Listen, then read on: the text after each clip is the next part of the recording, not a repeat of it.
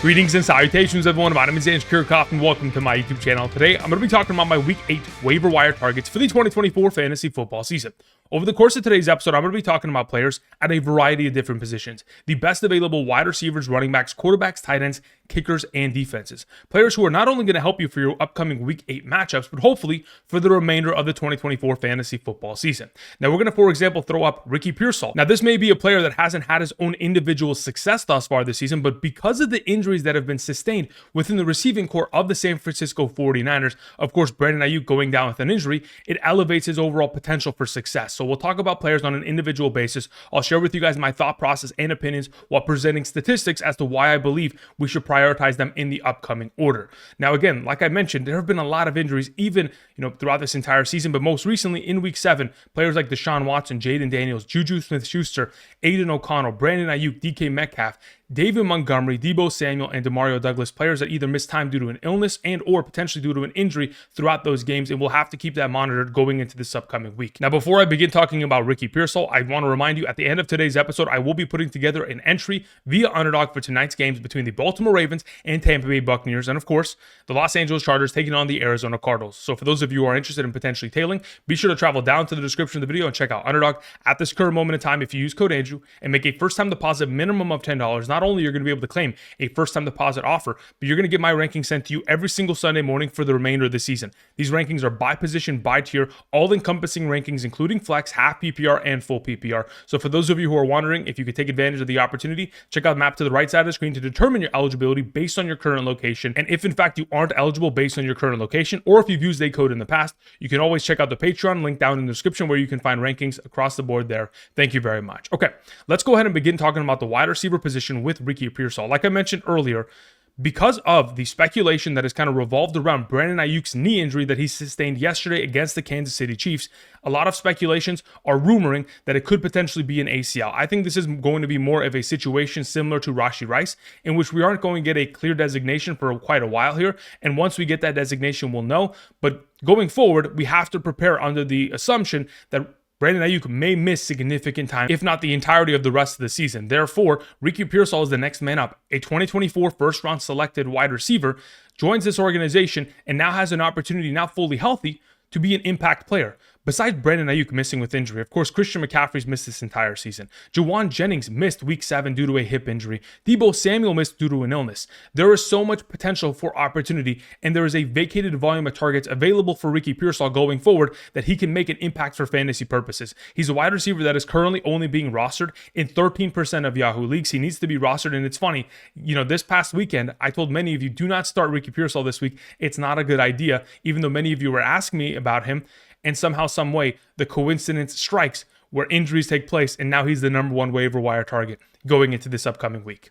All right, let's move on to our number 2. We have KEON Coleman, another rookie wide receiver who finally has himself an actual sustainable, productive week once Amari Cooper shows up. Nothing better than, competition showing into the wide receiver room in order to get yourself the highest overall opportunity share and, of course, production over the course of your season.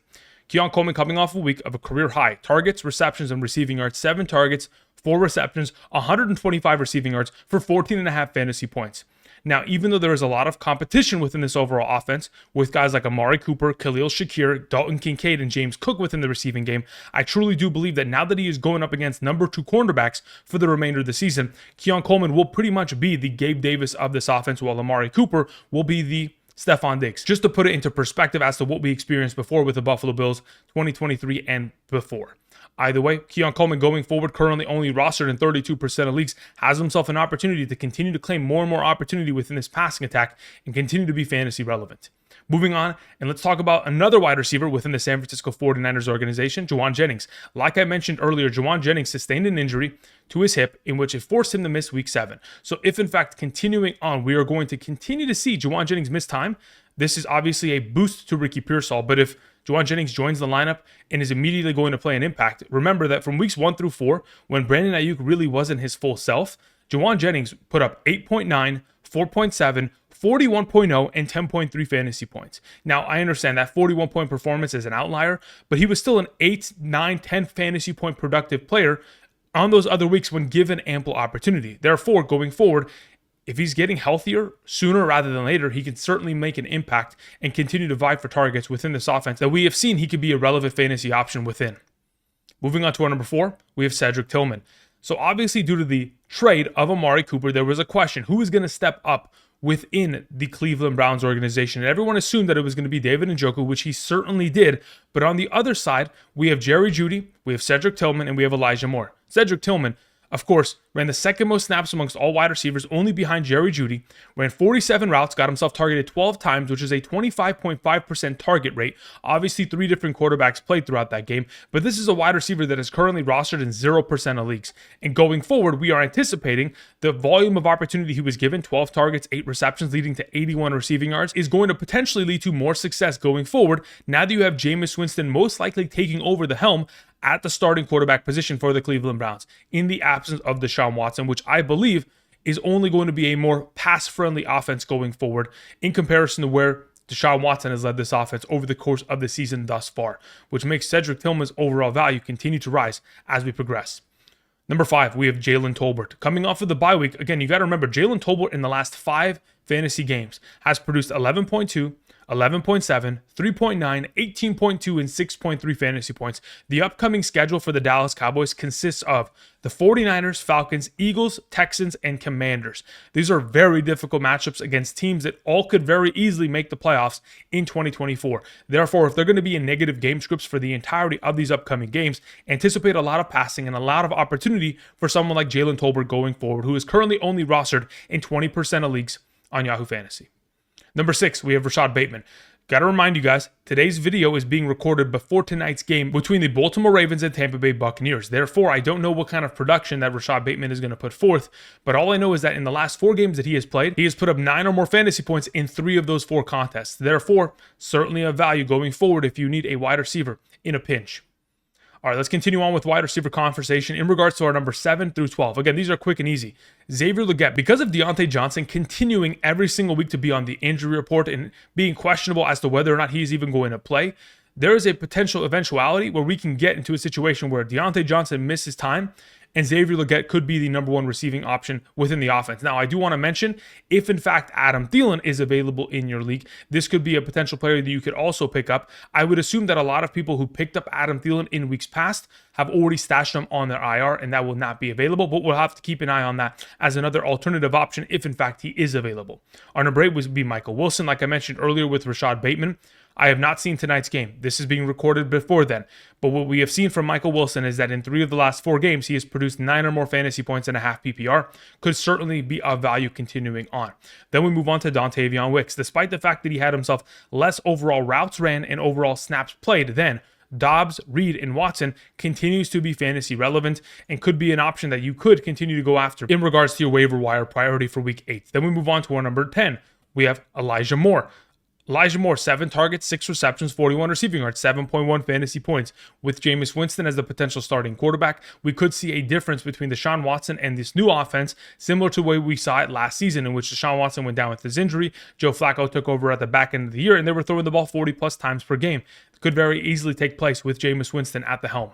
Moving on to Troy Franklin, the rookie wide receiver out of Denver, a former teammate of Bo Nix at Oregon. Both of these guys very much so familiar with each other in the last 2 games. Troy Franklin, 10.6 and 7.5 fantasy points, with Josh Reynolds most recently going to the injured reserve. Our number 12 is TUTU Atwell, mainly because, again, they have a short week taking on, of course, the Minnesota Vikings on Thursday Night Football. We don't know what Jordan Whittington or Cooper Kupp's overall statuses are going to be. They may not even play either of the two. And even if they do play, there's no guarantee that Sean McVay doesn't lie to all of us and make us think that they're going to play. And then, of course, we don't see much.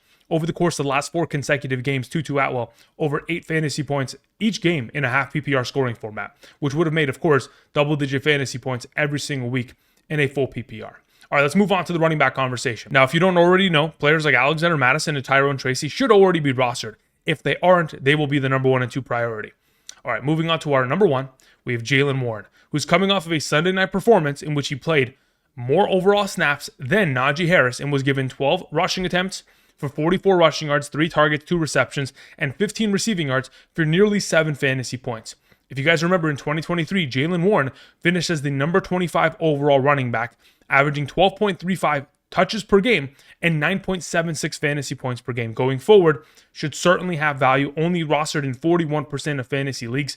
I do believe that he probably should already be rostered in a vast majority of leagues, but if he is not, and you need running back depth going forward, he certainly can provide that, especially considering Russell Wilson will be the starting quarterback going forward. That means more checkdowns, and that means less rushes from the quarterback in comparison to what Justin Fields was providing in weeks past. Moving on to our number 2, we have Ray Davis. Ray Davis, another successful fantasy week. Even though he was the backup and even though he was questionable all week, came in, scored a touchdown. There is a possibility that this backfield could end up going more 60-40, maybe 65-35 overall split in the favor of course, James Cook, but still giving value to Ray Davis to the extent to where you could still see 2 relevant fantasy backs out of the Buffalo Bills backfield going forward. Time will tell. He's currently only rostered in 26% of leagues, besides being the number 1 handcuff of a very valuable running back in the form of James Cook. There is a possibility that Ray Davis could have himself individual value in upcoming matchups in which it is favorable for the Buffalo Bills. For example,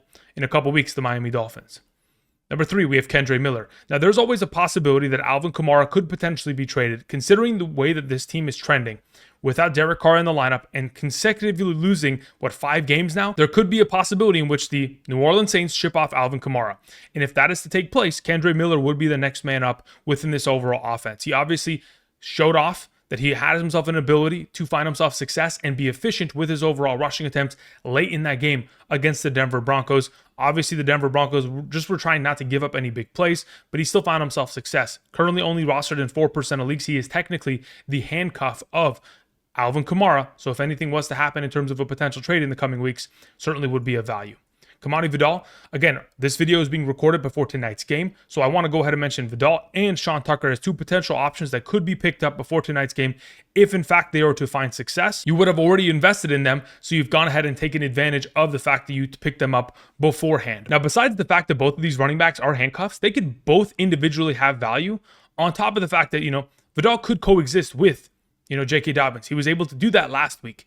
Sean Tucker was able to coexist with Bucky Irving. He could once again do that in a future week. Keep that in mind. Both these players rostered in 20% or fewer leagues on Yahoo. Moving on to the final option, we have Tyler Goodson.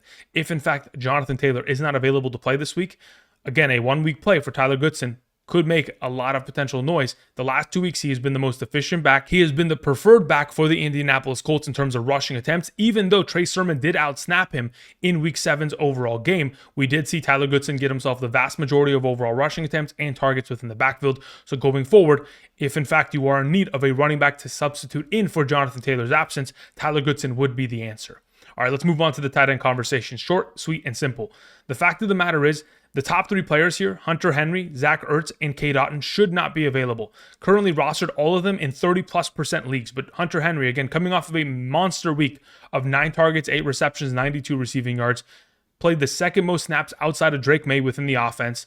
Additionally, going forward, if he's going to continue to lead the team in terms of total targets, when you have Drake May averaging 35 passing attempts per game, that builds more overall opportunities in terms of the passing game for targets in comparison to Jacoby Brissett, who is averaging about 28, 29 passing attempts per game. With extra volume, it means more opportunity for players like Hunter Henry to be more fantasy successful going forward. Zach Ertz, coming off of a great week in which he scored a receiving touchdown, scored double-digit fantasy points. If Marcus Mariota is going to be the starting quarterback going into this week, with Jaden Daniels dealing with a rib injury being week to week, of course, Marcus Mariota has already built a rapport with Zach Ertz, and that is going to continue to potentially build upcoming within the Bears matchup, which I do believe he will find success in, mainly because the primary success of that defense is within their secondary of cornerbacks who will be able to stop guys like Terry McLaurin and Noah Brown. Then we move on to Cade Otton. Again, this video is being recorded before tonight's game. I do expect him to play well against the Baltimore Ravens. It is an advantageous matchup.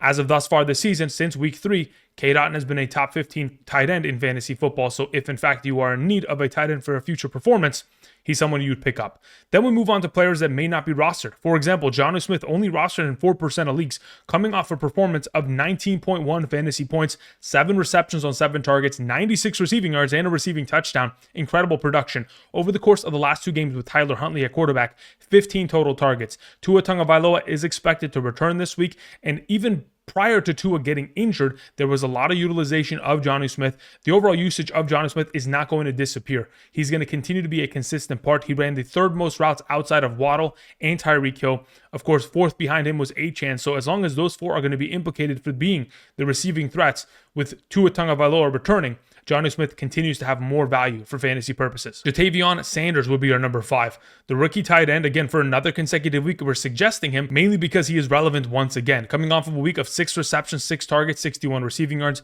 The last 2 weeks, he has totaled 13 total targets. Deontay Johnson's always injured. And going up against the Denver Broncos this upcoming week, it is definitely a solid matchup for tight ends. Noah Fant is the final option over the course of the last 2 games. 10 targets, 10 receptions, 128 receiving yards, 8.5 fantasy points or more in each of the last 2 games in a half PPR scoring format. If in fact he's available and you are in need of a tight end, certainly could be of service this upcoming week. Let's move on to the quarterback conversation. Like I mentioned just moments ago, Tua Tagovailoa is expected to practice this week, but not only that, potentially even play going up against the Arizona Cardinals in Week 8. When we look at the upcoming schedule for Tua Tagovailoa, Arizona Cardinals, Buffalo Bills, LA Rams, Las Vegas Raiders, and New England Patriots. They could very easily win 4 of those 5 games. The most competitive game definitely being against the Buffalo Bills. They could certainly even win that game. Time will tell though. Overall, he should be expected to return from the IR, and this is a team that, of course, needs to continue to string together wins going forward if they want to make a push for the playoffs. And for those of you who are potentially in need of a quarterback in the upcoming weeks due to a bye week, certainly could be someone that you stash right now prior to that. Moving on to our number 2, Russell Wilson. I mean, I guess it doesn't matter who's starting at quarterback for the Pittsburgh Steelers. They are going to be fantasy successful.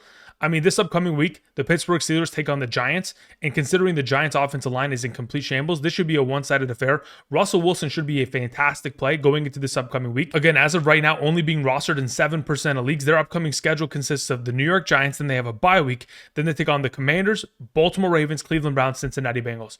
Again, if you are in need of a one-week play, I think going against the New York Giants, Russell Wilson is a fantastic play. Do not forget that last season, prior to him being benched on the Denver Broncos, he was the number 9 overall quarterback from weeks 1 through 16 in terms of points total scored at the quarterback position. Bo Nix is our number 3. Bo Nix primarily functions because of his rushing upside. Thus far this season has accumulated 47 rushing attempts for 255 rushing yards and 3 rushing touchdowns. This upcoming week taking on the Carolina Panthers, a very advantageous matchup to say the very least. Then we move on to Jameis Winston, who for the remainder of the season will or should be the starting quarterback of the Cleveland Browns. We're going to have to wait until the Cleveland Browns make a designation as to whether that is going to be Jameis Winston or Dorian Thompson-Robinson. But Jameis Winston gives them the best overall opportunity to win games. Considering Deshaun Watson has torn his Achilles and the upcoming schedule looks like Jameis Winston taking on the Baltimore Ravens, Los Angeles Chargers, hitting a bye week, then coming back against the New Orleans Saints and Pittsburgh Steelers. Again, Jameis Winston is going to be up against really tough defenses, but they certainly will be airing it out for a majority of these games. Number 5 is Drake May, who has begun his career thus far very successfully in regards to overall statistics. Now, even though they haven't captured a victory, statistic-wise, has looked great. The upcoming matchups against the Jets, Tennessee Titans, Chicago Bears, LA Rams, Miami Dolphins, a lot of tough defenses, especially those Jets secondary, the Bears secondary, the Tennessee secondary, Miami secondary. When we talk about fantasy points allowed to opposing quarterbacks, those teams have played very well, but we're going to have to wait and see if Drake May can continue his success even though he is in tough matchups. The final quarterback I wanted to mention, for those of you who are going to be missing Jaden Daniels and don't have a backup option and don't have an option or opportunity to pick up somebody like a Tua Tagovailoa and or a Russell Wilson, Marcus Mariota is coming off a very successful week of a 78% passing completion percentage, 205 yards, 2 passing touchdowns, 34 rushing yards on 11 attempts. Could very easily be relevant within the upcoming matchup against the Chicago Bears. It is a tough matchup though. So again, pick wisely when you approach with your upcoming quarterbacks if Jaden Daniels is going to be absent. Moving on to the final players I wanted to mention, we have kickers who, again, are very similar to last week. Will Reichard, again, 4 of the last 5 games, over 10 fantasy points. Only rostered in 10% of leagues, which I don't understand. Matt Gay has been averaging 9.75 fantasy points per game in the last 4 games. Only rostered in 15% of leagues. Doesn't make sense to me. Then we move on to Will Lutz. Over the course of the last 4 wins that this organization has had, and again, they have 4 wins. They're a 4-3 football team. In 3 of those 4 wins, he has been able to surpass 10 or more fantasy points thus far this season. This week, they take on the Carolina Panthers. We should see a lot of field goals made within that offense. Then we move on to defenses. The Detroit Lions taking on the Tennessee Titans. Thus far this season, fantasy points from defenses against the Tennessee Titans: 24, 11, 21, 2, 3, and 11. There is going to be success, whether it is Will Levis and or Mason Rudolph this week. The Lions defense over the course of the last 5 games, 8, 7, 7, 18, and 6. Pretty solid defense across the board, pretty consistent, but they will get a boost this week to hopefully being a double-digit fantasy point producer because of the matchup. Then we move on to the Kansas City Chiefs. Rostered in 60% of leagues, but if somebody dropped them because they were taking on the 49ers, you could pick them back up and play them against Minshew and the Raiders this week. Again, defenses against the Raiders offense thus far this season have scored 14, 7, 5, 11, 16, 13, and 17 fantasy points, most recently by the LA Rams defense. We're anticipating a lot of success from the Kansas City Chiefs. Pick them up and play them. The final defense would be the Los Angeles Chargers. You can pick them up before tonight's game in order to potentially use them next week against the New Orleans Saints, as they have already confirmed that Spencer Rattler will be the starting quarterback. We have seen, of course, defenses against the New Orleans Saints in the last 4 weeks, 17, 7, 17, and 20. The Chargers defense thus far this season has been extremely solid in comparison to seasons past and will certainly be able to take advantage of this overall matchup. All right, with all these waiver wire pickups already addressed, let's go ahead and close out today's episode with some underdog entry picks going into tonight's games. Now, there is a special promo going into tonight's game in regards to the new customer special of 0.5 total yards for Kyler Murray, but this is also available to quite literally everyone. I had this available on my underdog, and I went ahead and I put it together within a slip. It is a free overall entry, Kyler Murray, 0.5 total yards. I took advantage of it. Be sure to do so before tonight's game. I paired it with Chris Godwin going higher than 59.5 receiving yards in a game in which they should be in a negative game script. Derrick Henry scoring an anytime touchdown, because again, he has done that in each of the last 6 games. He has also scored 2 or more touchdowns in 3 of the last 4 games. Then we have Trey McBride going higher than 4.5 receptions. He has done that in 4 of the last 5 games within this offense. And additionally, we have J.K. Dobbins anytime rushing or receiving touchdown, a $50 entry turning into $416. Again, this is my favorite entry going into tonight's games. If you want to go ahead and potentially break these apart and take Derrick Henry and J.K. Dobbins, put it in one slip, Kyler with Trey McBride and Chris Godwin in another slip in order to kind of diversify in case one of them clip you. Again, this past weekend was rough. Devontae Smith, Travis Kelce, Neighbors, Eckler, a lot of dud performances across the board that definitely killed our overall entries, but hopefully we'll get back on track tonight. This is my favorite entry of the night. Thank you everybody for watching. Tomorrow I'll be back with my top 40 running back rankings, and until then, have a great rest of your night. I'll be back tonight, of course, live streaming after tonight's game. And until then, I'll see you guys. Peace.